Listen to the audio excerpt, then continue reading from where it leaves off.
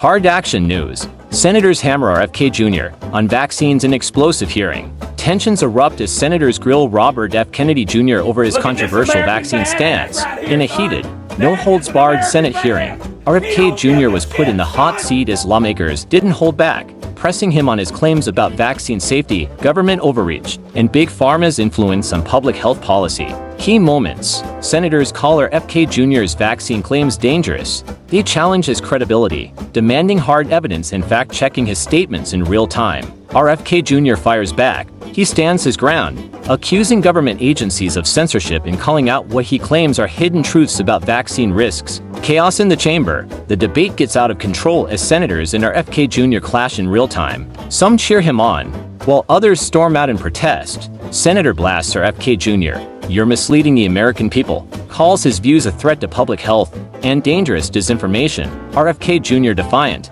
"I will not be silenced," declares that this is about free speech and medical transparency, not politics. The nation divides. Is RFK Jr. a champion of free speech exposing corruption, or is he spreading dangerous misinformation? Shocking reactions. Health officials warn his claims could undermine public trust in vaccines. Supporters rally. They see him as a voice against government overreach. Social media explodes. Millions are debating the fiery exchange. Political fallout. The Biden administration reacts. White House officials reaffirm the importance of vaccines and call out irresponsible rhetoric. Trump weighs in.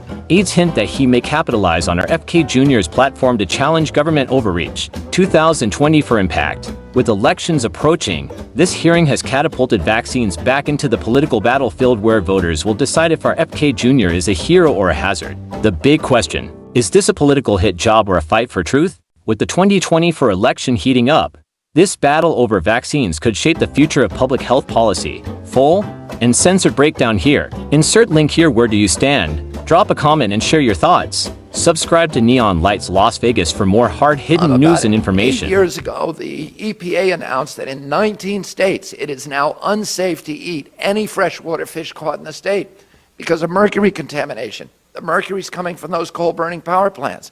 In 49 states, at least some of the fish are unsafe to eat. In fact, the only state where all of the fish are safe to eat is Dick Cheney's home state of Wyoming, where the Republican-controlled legislature has refused to appropriate the money to test the fish. We know a lot about mercury now. According to CDC, there's 1 out of every 6 American women now has so much mercury in her womb that her children are at risk for a grim inventory of diseases: autism, blindness, mental retardation, heart, liver, and kidney disease. I have so much mercury in my body just from eating fish, 2.5 times what EPA is considered safe. I was told by Dr. David Carpenter, who's the principal authority on mercury toxicity in this country, that if a woman with my levels of mercury in her blood would have children with cognitive impairment, with permanent brain neurological injury. Today, according to CDC, there are 640,000 children born in this country every year who've been exposed to dangerous levels of mercury in their mother's wombs. The Clinton administration, recognizing the gravity of this national health epidemic, reclassified mercury as a hazardous pollutant under the Clean Air Act.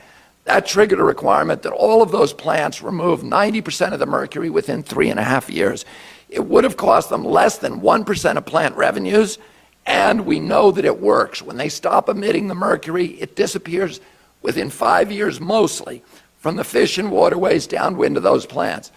But this is an industry that donated $156 million to President Bush and his party since the 2000 election cycle, and their reward was leaders like Mr. Homestead here, who came in and eviscerated that rule and instead replaced a rule that was written by utility industry lobbyists, his own law firm, Latham and Watkins, which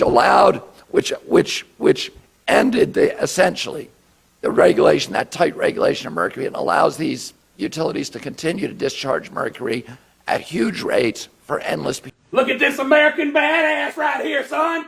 That is an American badass. He don't give a shit. I will commit to not firing anybody who's doing their job.